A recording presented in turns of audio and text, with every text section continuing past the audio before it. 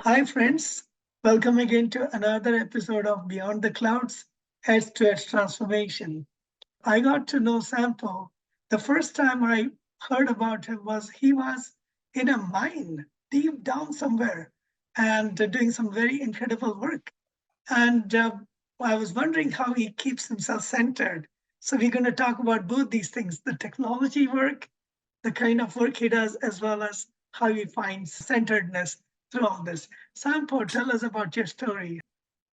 Thank you for having me here. It's a great pleasure to be here. Well, my story, you know how it goes. The universe has its ways, and it certainly does the trick. And usually it finds the ways that, okay, this is the way to teach something valuable to a person. And then later on, when the person is ready, the universe tricks you a little bit more and in a way pushes you over the edge to go for your own purpose in life. I was born into a workaholic family here in Finland, a farmer family, and so I learned all the tricks and treats of farming and being with nature, and really quite a lot about animals and nature in general.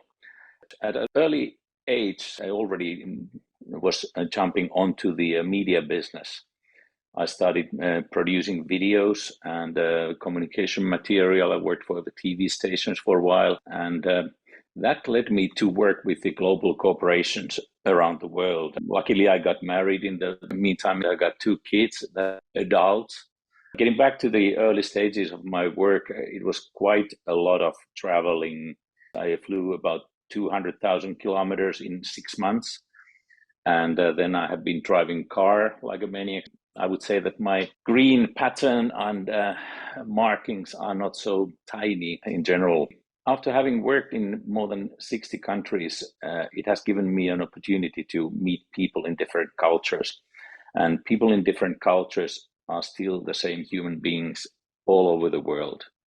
They want to have their happiness, they want to be loved, and they want to feel love. The basics are the same no matter where you go. It was the trips to India that really triggered me a little bit more.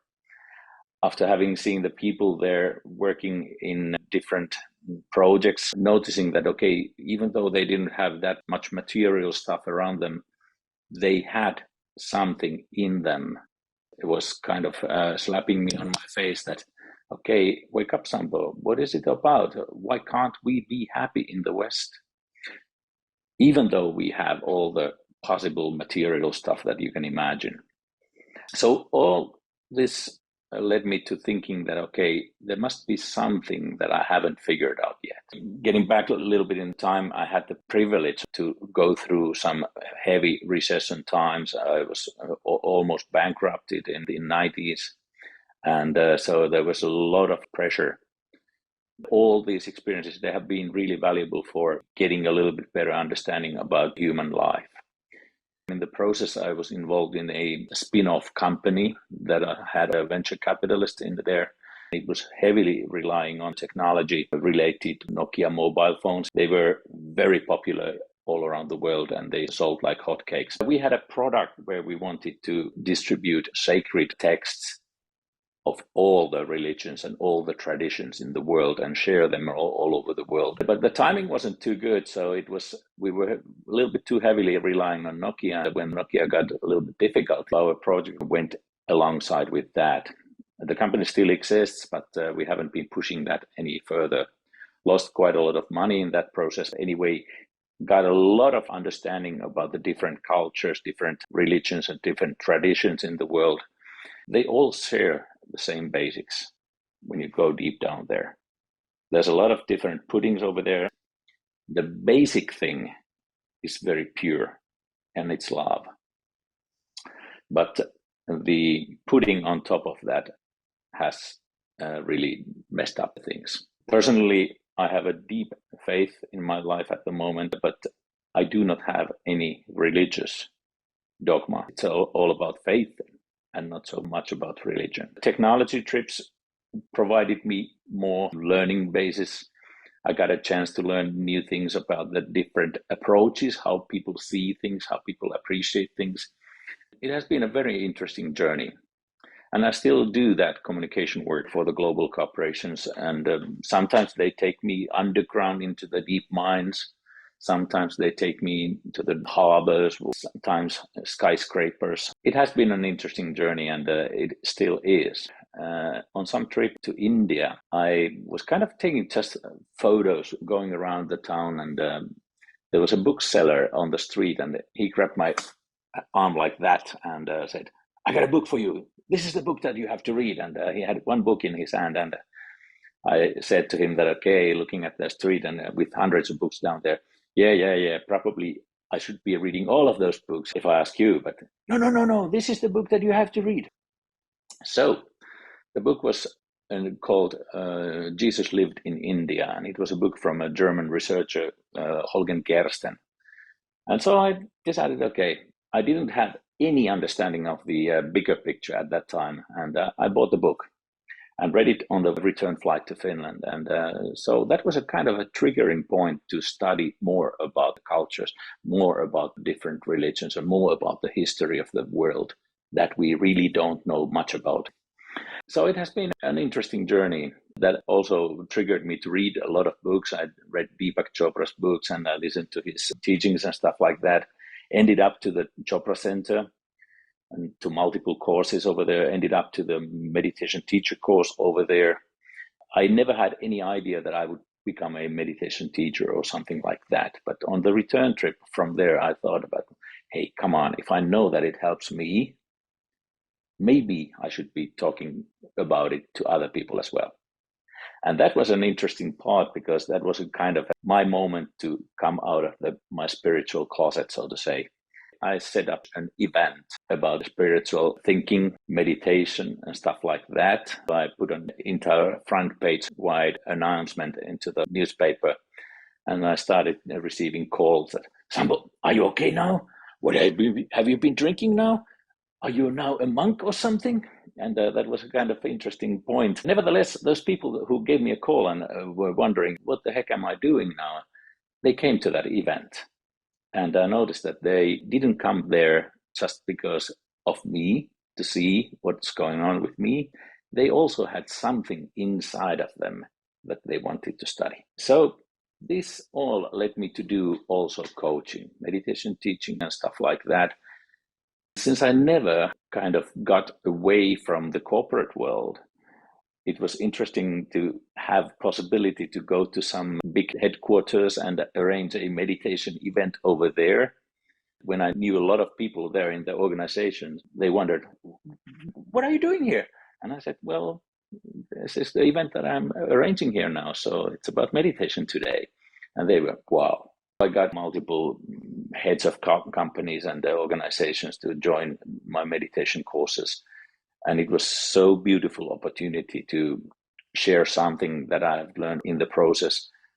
To this date, those relationships changed quite dramatically because it wasn't any longer a supplier-buyer relationship, but it was a relationship between human beings, understanding that, okay, this is just the work that we do, and this is actually much more important than anything that we do in the business.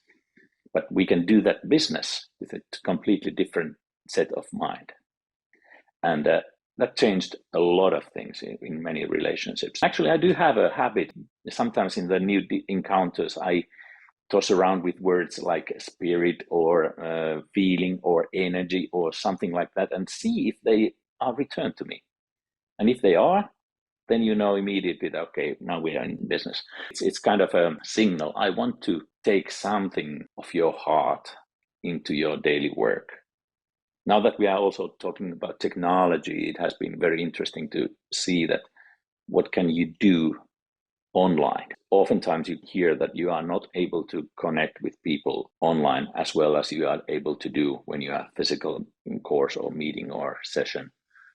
Of course, there's a difference, but I'm really amazed that how deep you can go over the air online as well. And it's about the connection, the energy, and the presence that you can share in those moments. Being present to these moments is really the key thing. And then you become kind of a channel for something much bigger. And it's up to you to define the name for that, what that bigger is, whether it's love or vibration or godly power or whatever it is. I think that universe is talking through us, via us. I'm not doing anything, actually. I'm just a channel for that. And I am energy sensitive, so I feel the energies in my hands. I also took many courses on energy healing, and it's something that it's in my nature, in my body. Combining these two things, making movies or being in a very technologically heavy environment, and yet having this kind of approach, I think it really helps when you bring those two things together. And when you see that how the client is struggling with the project, just a calming moment with him or her, and you are much better off. And sometimes they just give a call back to me. What was going on there? What happened? I remember one Finnish government responsible person, we had a sudden encounter several years ago. I was discussing about meditation. We could take that into the Finnish parliament. She said that, okay, it may not be yet the moment, but then we had a half-hour discussion over that. When I left that meeting, she gave me a call back and said that, thank you for the haven during my busy day. So a business discussion can turn out to be something very valuable if you slow down and create a space for being a human. And I also feel that it's our hearts that are doing the talking when you slow down. I hope that there's some vibration alongside here, with all the words and all the sounds that we are delivering. Well, what a fascinating story. Let's start with the mundane stuff. Let's start with the material world. As you can imagine, anybody listening to your story would say, oh, wow, he's into extreme sports. One day he's deep in a mine, and another day he's up on top of the world. How can somebody get into this kind of work? Actually, I think that there are a lot of people that are very interested in media work at the moment. I would even say that maybe too many. They're just fancying about how fancy sides of that business is so lucrative, so to say.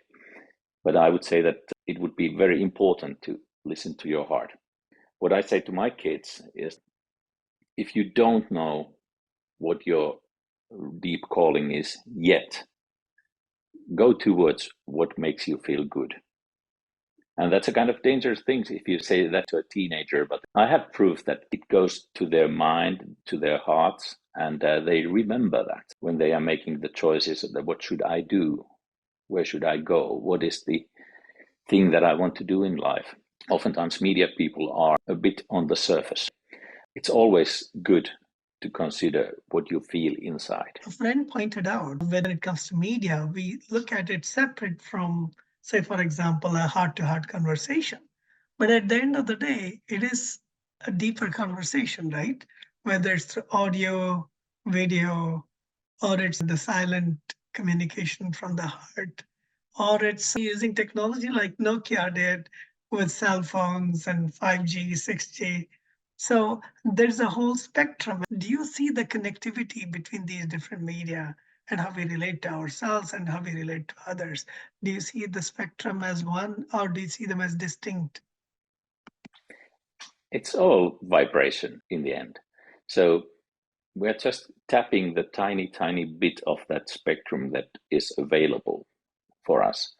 And I also know by experience that you can connect to another person without any Nokia or other technical means in between. You can have that connection. There's no delay in that. It's really amazing how things can happen.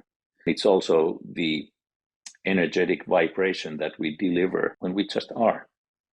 I remember many times when I have had an online course, let's say that I have had close to 100 people on the other end, you are really wondering as a host, okay, how can I create a connection to these people?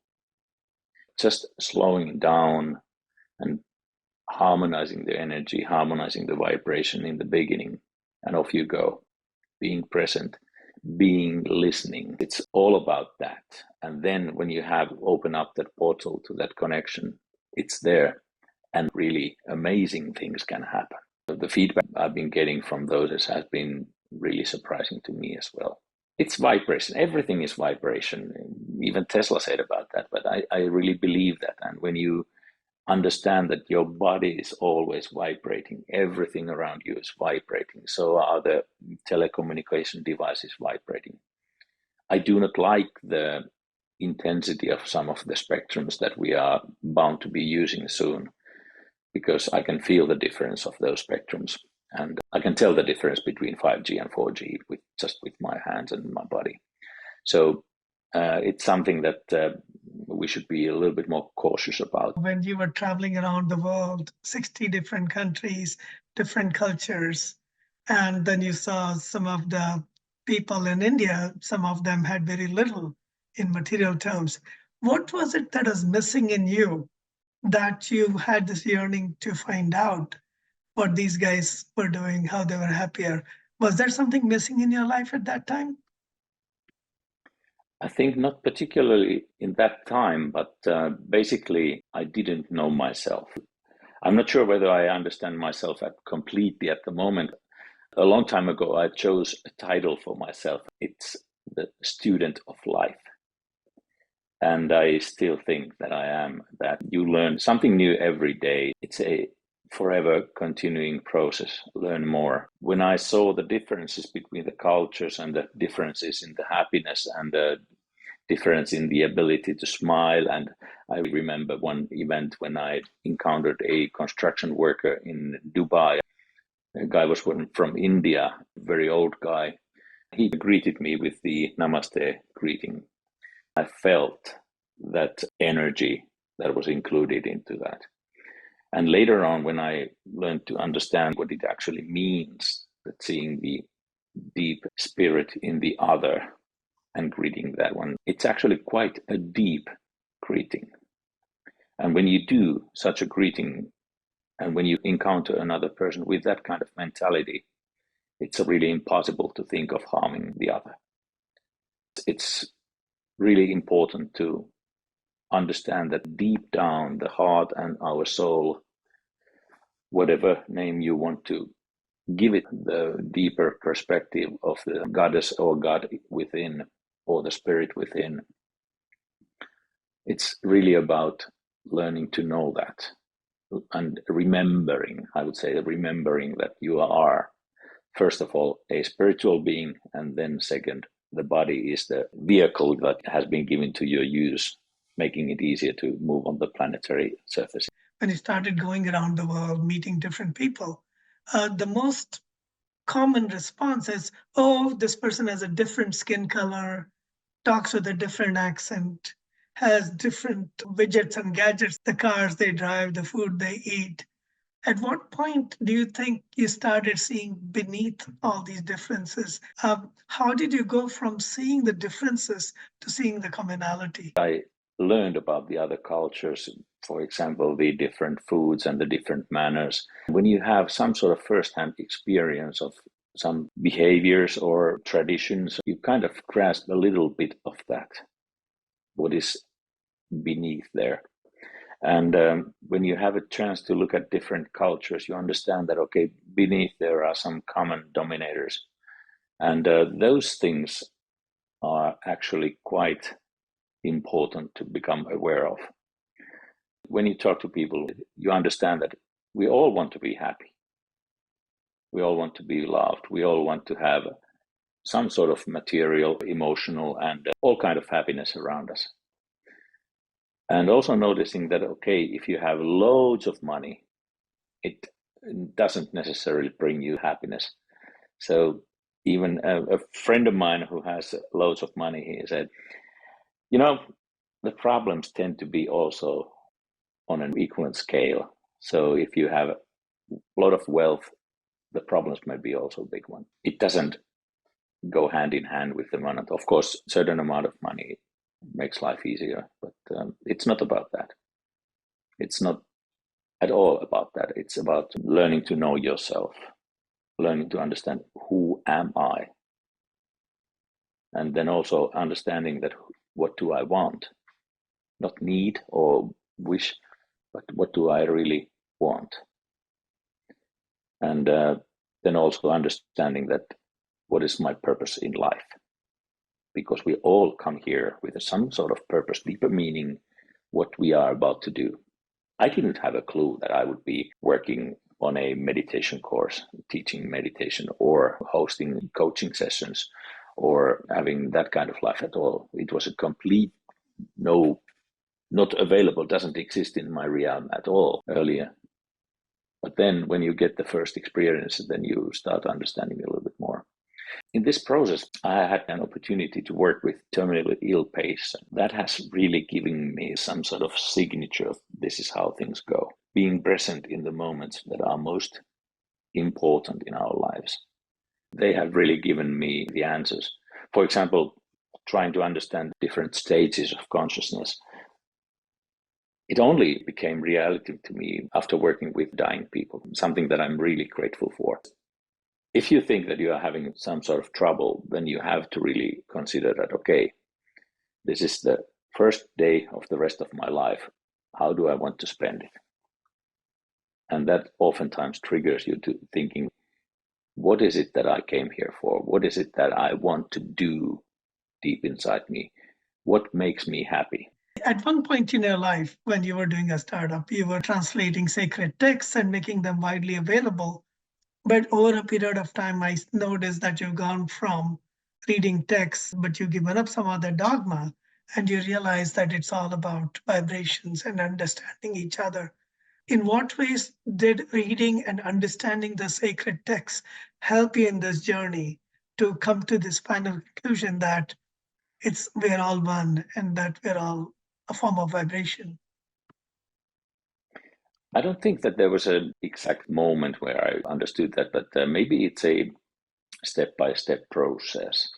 I remember one event, I was having a meeting with a Muslim in London, and he asked me whether I know Bible very well. I said, yeah, I do know the most important things over there, but I do not know it by heart or anything like that. I'm not a specialist in any of religions. Let's be clear on that. And he said that, yeah, I have several Qurans over here and I have a Bible here. And then he started picking up sentences that are exactly the same in both books. That's probably one of the symbols of how the basic line is the same, but the wrapping is completely different. That's something that I would like to remind us all. It's not about the last 2,000 years. It goes way, way further back. I had a chance to visit the pyramids in Bosnia. Not too many people know about them. There are tunnels beneath the surface over there that are miles long. They are 30,000 years old. There are loads of information there. It's absolutely fascinating to see that maybe there has been civilizations that have been way more technologically advanced than we are now. And it's good to remember that. Where are we going? How development of technology is accelerating all the time. We really don't understand that yet, how quickly we are moving forward, how quickly the world is changing, how quickly we are being challenged. What is the core of being?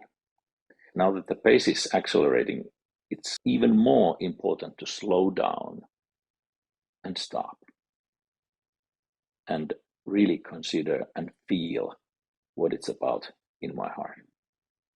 What do I want to do? What do I want to be? And who am I really? Technology helps us a lot. That's a fact. We may be lost in the process if we are not careful. When I listen to you, I feel like I'm talking to a business yogi who straddles these two different worlds. So, on one hand, you're dealing with 5G, 6G, all kinds of technologies that let you explore all the way deep down into oceans and up in the sky. And on the other hand, you are going inwards, slowing down, coming to that still point. How do you balance the two? Because one of them is this fast pace to get things done, and the other one is about just feeling, slowing down, and being alive. How do you balance these two? Not easily. Let's be frank. What I do is that I have a habit of meditating daily. And that helps a lot. Sometimes I do it during the day if I have a challenging day, and close my laptop and invest a couple of minutes of slowing down and connecting with the energy. When that happens, and when you open up the laptop after that and see that somebody has been rewriting the text that I saw just a few minutes ago, you understand that there's a human being on the other end. And you understand that you do not have a clue what is going inside him or her. And you understand that it's about being human. It's about being kind in that moment. I'm not saying that I'm able to do that every day. It's really challenging. I'm a workaholic. I've always worked a lot. When you have a chance to work on projects that really give you something else as well, and when you can bring something deeper into project that you're working on the daily life, that also is important.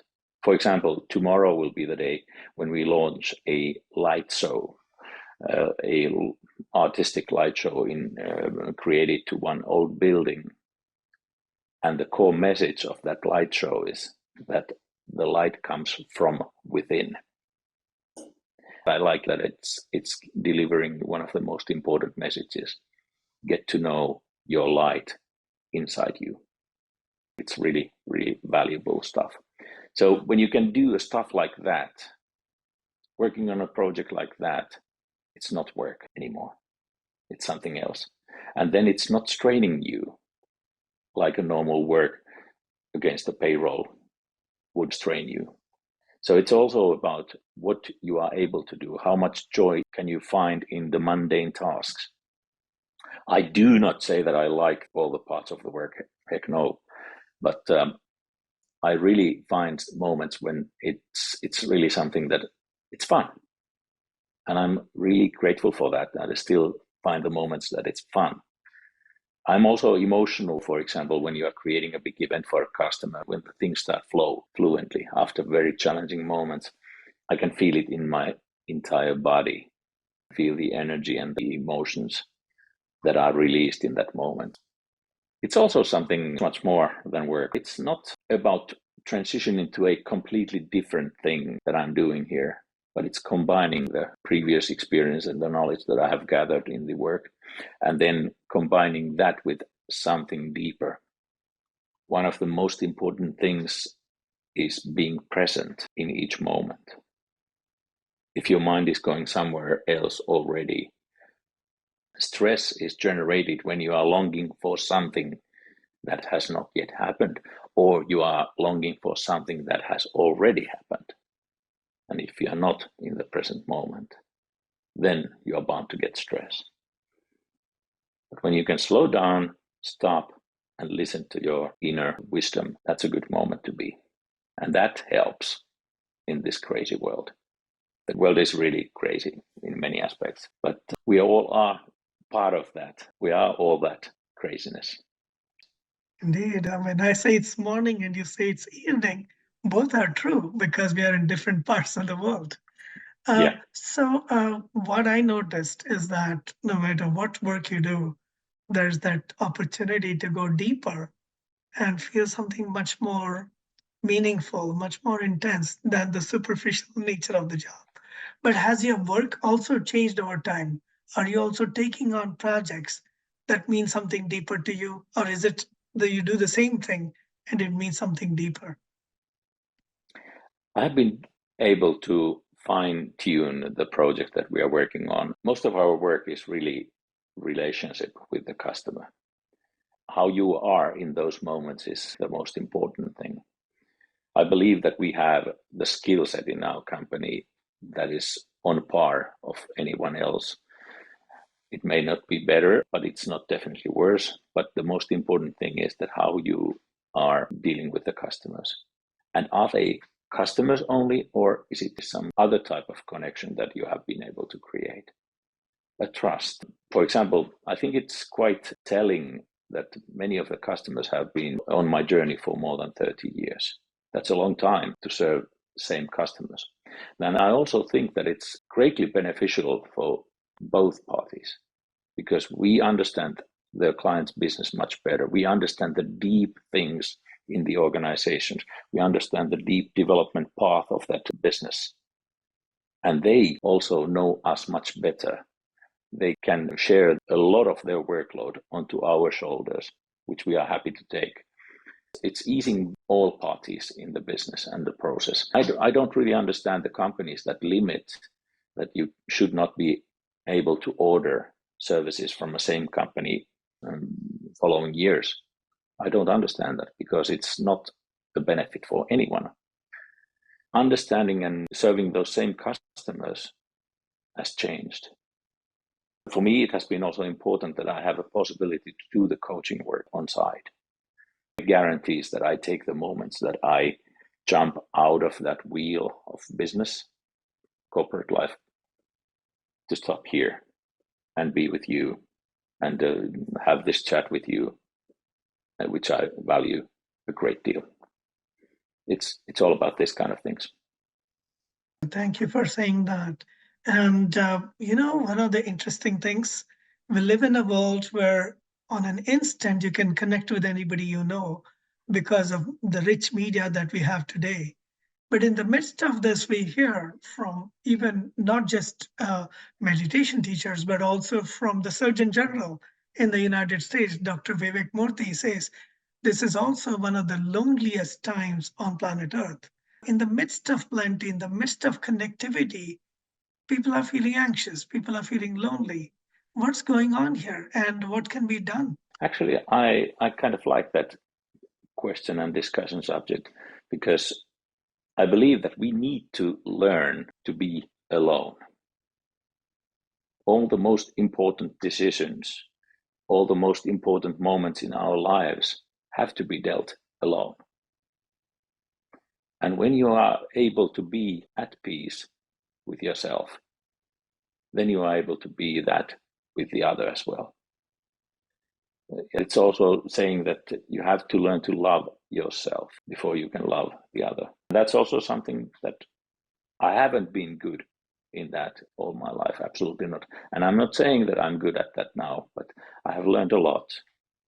And I also hope that my kids, when they are watching stuff like this, they really understand and remember that it's a process.